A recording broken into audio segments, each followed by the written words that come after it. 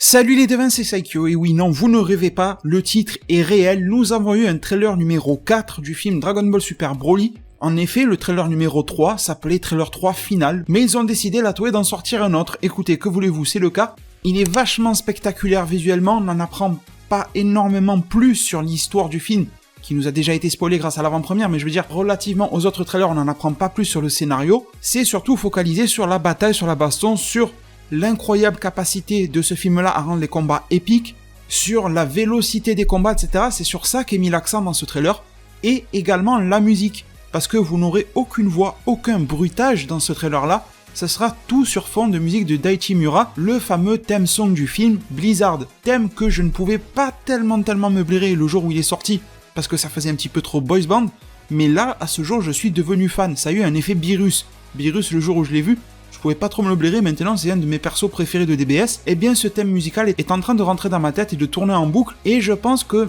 qu'on le veuille ou non, ça va devenir un des futurs classiques en termes de musicalité de Dragon Ball Super. Bien que d'après les infos que j'ai, ce thème ne devrait pas être diffusé durant le film, mais il devrait être diffusé à la fin, au moment de l'ending ou du crédit, un truc comme ça. Bon, on verra bien.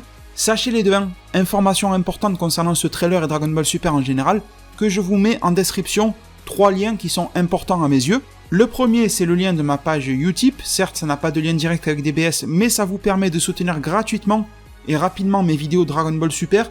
Si vous pouvez faire un petit tour sur ma page Utip, ça m'aidera vraiment énormément. Deuxième chose très intéressante, c'est le live que l'on a fait hier, un live de folie, sûrement le live le plus fou de ma chaîne YouTube, avec les amis de la chaîne YouTube DB Times, sachant qu'on a été rejoint en cours de manière totalement imprévue par Gonzaru, qui est venu parler de la date de sortie du film en France, sachant que pendant le live, on a eu le trailer numéro 4 qui est sorti, dont vous pourrez un petit peu constater nos réactions en direct, et bien sûr, qu'est-ce qu'on a rigolé durant ce live-là, c'est vraiment une chose que l'on remettra très rapidement sur leur chaîne, sur la mienne, peu importe, mais on trouvera bien. Et j'espère que vous irez tous jeter un œil à la rediffusion du live qui est déjà disponible. Et bien sûr, vous l'attendez tous, dans la description, je vous mets le lien du fameux nouveau trailer numéro 4, en très bonne qualité, sur la page officielle de Dragon Ball qui l'a diffusé, en 1080p, vous mettez ça plein pot, vous montez un petit peu le son avec la musique, vous allez voir que le trailer fait carrément le job. Après, bien sûr, si vous êtes anti-spoiler, bon, cette vidéo et le trailer n'est pas fait pour vous, mais dans le cas contraire, sachez que vous allez vraiment être hypé pour le film. Bien que, pour rentrer dans le vif du sujet de ce trailer-là, je souhaiterais vous dire 2 choses. La première, c'est que je ne vais pas m'éterniser à le suranalyser, parce que ça serait complètement débile. On a déjà le scénario synopsis complet du film, alors je vais pas vous faire perdre votre temps, vous dire « Eh, regardez, il a Freezer, il a des Dragon Ball, mais que soit-il réellement ? On le sait déjà. » Donc je vais pas rentrer dans ces détails-là. Et deuxième chose, c'est que, ok, ce trailer m'a hypé de ouf, parce que déjà je kiffe les spoilers, etc. Et que dès qu'il y a du DBS, du Dragon Ball en général, j'en redemande. Parce que le trailer est totalement épique, parce qu'il est irréprochable sur son animation traditionnelle et quasi irréprochable sur la partie 3D. Parce que le thème musical sur ce passage-là, sans aucun bruitage, sans musique ni rien, par rapport à la fureur et à la vitesse et même à la violence des combats que l'on peut avoir dans le trailer, colle parfaitement. Mais d'un autre côté, je souhaiterais vous dire, et je l'avais constaté hier dans le live avec DB Times, c'est que je trouve que ce trailer-là est le trailer de trop. Je pense que là, il aurait fallu... Il y avait 2 options pour la Toei que malheureusement elle n'a pas prise, après c'est eux qui décident, je suis pas patron de la Toei, mais je pense qu'il aurait fallu soit reporter le trailer numéro 3, mais je pense que la Toei ne le voulait pas parce qu'ils savaient que l'avant-première sortait, ou alors qu'il fallait faire un trailer numéro 4, d'accord, mais avec très peu d'ajouts, un espèce de trailer numéro 3 dans lequel on aurait vu une petite entrée en scène de Goku, une petite entrée en scène de Freezer, voilà, des espèces de trucs un peu hypants qui te disent ouais ils vont se taper mais sans nous le montrer, parce que là le problème de cette bande-annonce, c'est que je pense qu'elle révèle un peu trop aux yeux du grand public, quoi, Dragon Ball, de la généralité des gens qui vont le voir, ce qui va se passer dans le film. Jusqu'à présent, toutes les bandes annonces, on a eu un teaser et 3 trailers, m'ont fait ressentir une chose efficace, c'est-à-dire que l'on t'en montre sur le film, mais pas assez pour que tu comprennes ce qui va se passer, et ça c'est vraiment le fort et le propre du marketing japonais. Je trouvais vraiment que même si les trailers étaient vachement révélateurs de qui pouvait être dans le film, etc., eh bien on ne savait pas réellement ce qu'ils allaient faire et comment ils allaient le faire.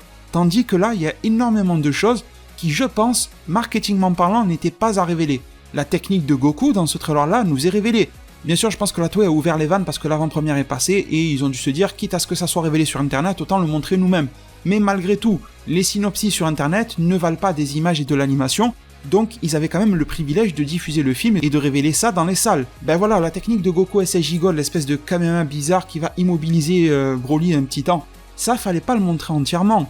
Alors oui, on se demande comment Broly va s'en libérer, mais on a compris déjà. On a vu, voilà, Broly est immobilisé, il va nous faire un truc à la Jiren face à Hit, la cage du temps, il va forcer, il va s'en dégager. Je suis sûr que ça va se passer comme ça, tu vois.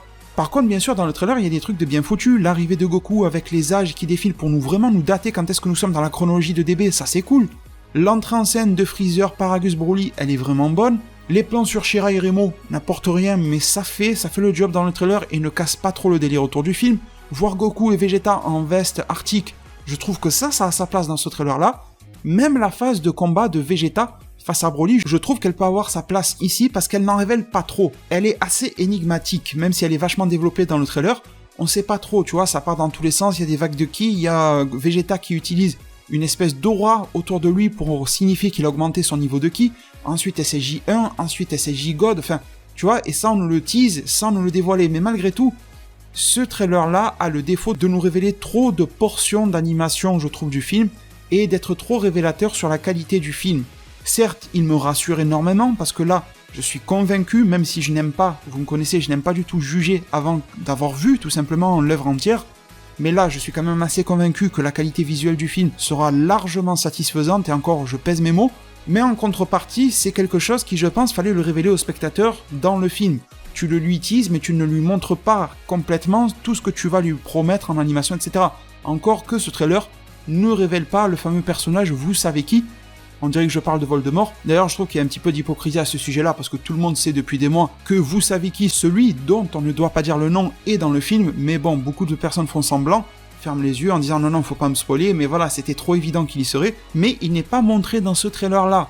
Au moins, c'est vrai que cette phase d'animation, qui sera la phase probablement la plus sublime du film, nous est préservée. Mais même si ce trailer ne révèle rien de plus par rapport à l'histoire qu'on sait déjà, je trouve qu'il se livre trop sur ce que va nous délivrer le film en termes d'animation, de contenu. Et en plus, c'est quand même quelqu'un comme moi qui vous le dit. Plus ouvert que moi sur les spoilers, je pense pas qu'on puisse trouver. Je suis quand même le genre de mec qui, quand il a un film, quand je vais sur Netflix ou quoi, je commence par regarder la fin et après je regarde le film, tu vois. Donc c'est pour vous dire à quel point je peux être ouvert sur les spoilers, mais là je trouve qu'ils sont allés trop loin. Pas pour moi à titre personnel, mais pour l'ensemble du public, sur la manière dont ils teasent le public.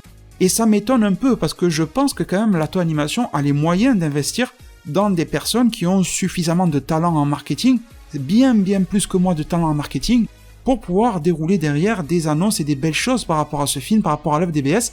Mais on sent des fois que Lato Animation est un petit peu à tâtons sur ce qu'elle propose. Des fois, on sent que Lato se dit, est-ce que je dois balancer le trailer aujourd'hui? Est-ce que je dois le balancer dans un mois? Est-ce que je dois révéler cette image aujourd'hui ou pas? Des fois, il y a des annonces qui sont faites comme le trailer 3 comme étant le trailer final, et vous vous rendez compte que là, on a un trailer 4.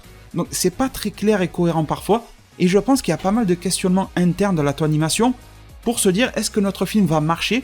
Et est-ce qu'on a fait tout ce qu'il faut pour qu'il marche? Et je trouve que ça se ressent vraiment à la manière dont ils teasent et font la promotion du film. Ça ne gâche en rien la qualité intrinsèque du film, bien sûr, mais si on jette un peu son regard sur la manière dont il est marketé, ça peut être un petit peu déroutant. C'est vraiment ce que je retiens du trailer, sinon après en soi le trailer, quel est son déroulement?